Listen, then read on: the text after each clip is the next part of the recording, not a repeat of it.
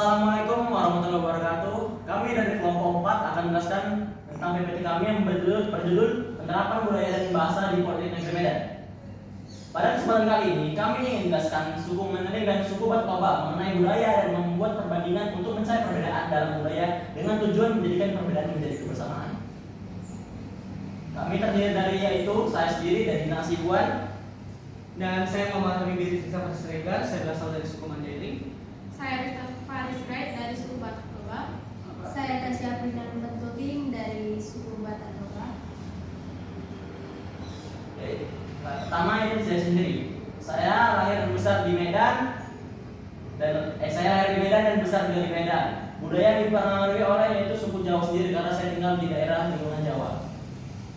Dan saya Habibi, saya lahir dan besar di Tanjung Rawa. Dan budaya yang dipengaruhi oleh suku Mandailing dan suku Jawa karena dari keluarga ayah saya masih cukup melekat budaya dari suku Mandailing, dan tempat tinggal saya melekat sekali suku Jawa. Saya besar dan lahir di Toba, Kosea. Budayanya tentu saja budaya Batak Toba. Dan saya Tasya, saya lahir di Sibolga dan besar di Aceh. Budaya yang dipengaruhi itu yaitu oleh suku Batak Toba, Aceh dan Paka. Pertama itu suku Batak Toba. Suku Batak Toba ialah suku yang ialah salah satu kelompok etnis dari suku bangsa Batak yang berasal dari Provinsi Sumatera Utara, Indonesia.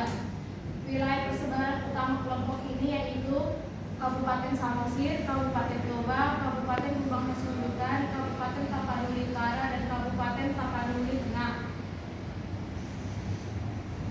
Beberapa daerah persebaran lainnya seperti Kabupaten Dairi, Simalungun, Pematang Siantar, dan Kota Sibolga. Beberapa contoh bahasa Batak seperti Daku Botol dengan bahasa Indonesia yang aku nggak tahu, Mabir Au aku takut, Nunga Mako udah makan kau. Kebiasaan suku Batak Toba, Mangokal Holi, tradisi pemindahan tulang dari jasad orang tua yang dimasukkan ke peti yang baru untuk dipindahkan pada suatu yang lebih tinggi. Manortor, menarikan tarian tortor dalam setiap perayaan adat, panen raya maupun kematian.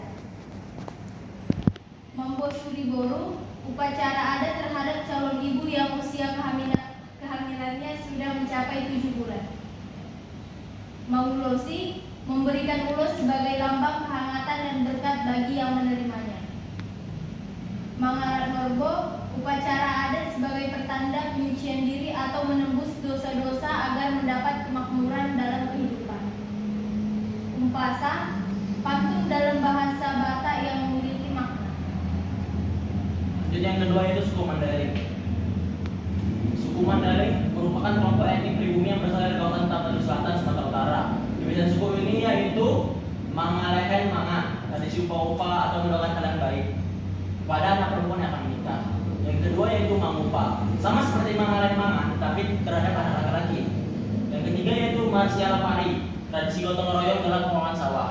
Dan yang terakhir yaitu mangolosi, proses mengalungkan kain olos kepada orang lain seperti suku Batak Toba juga. Dan bahasanya yaitu seperti contoh, amang yaitu ayah, inang yaitu ibu, ompung kodang yaitu kakek, ompung nenek yaitu nenek, dan pokokku artinya cucu. Oke, di sini bisa kita lihat ini adalah pengalehan mangan, tradisi upa-upa atau mendoakan hal yang baik kepada anak perempuan yang akan menikah. Dan di sini bisa dilihat juga mangupa, sama seperti mengalehan mangan, tetapi kepada anak laki-laki. Dan marsiala pari, tradisi gotong royong dan pengelolaan sawah ini biasanya terdapat dalam wilayah yang pastinya bukan di wilayah Medan, dan biasanya mungkin masih terdapat dan masih dijalankan tradisinya di wilayah Tapanuli Selatan. Dan mangolosi, proses mengalungkan kain polos ke pundak orang lain ini biasanya dilakukan pada saat menikah, karena tradisi ini masih berjalan di keluarga saya. Dan untuk budaya berdasarkan tempat tinggal, saya sendiri budaya yang sangat melekat adalah budaya Jawa. Dan beberapa contoh bahasa Jawa yang ada adalah piye kabare atau apa dalam bahasa Indonesia apa kabar, saiki artinya sekarang, bengi malam dan lain-lain. Dan beberapa adat dan kebudayaan Jawa yang masih ada di tempat tinggal saya, yaitu salah satunya kuda lumping atau jalan kepang. Satu suro ketika akan datang, ketika satu Muharram datang, lalu tingkeban ini ketika 7 bulanan. Dan untuk kebiasaan di Medan mungkin teman saya akan menjelaskan. Berikut adalah kebiasaan yang bertahun tinggalan saya di Medan. Yang pertama itu mengucapkan kalimat atau kata yang kasar. Tapi secara rinci, sebetulnya itu bukan kalimat yang kasar, lebih ke tegas aja. Karena dasarnya orang Medan rata-rata diisi oleh orang-orang dari suku-suku Batak.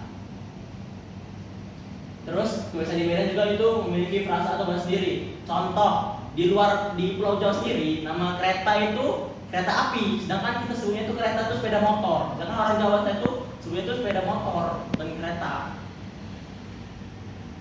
Kesimpulannya yaitu adalah dengan mengenali dan mempelajari perbedaan yang berada di setiap suku, mahasiswa diharapkan dapat menerima perbedaan yang ada dan bisa membuat perbedaan menjadi kebersamaan itu sendiri. Oke. Sekian Dari kelompok kami, dari kelompok kami. kurang lebihnya Kurang lebih mohon maaf dan terima kasih dan selamat siang.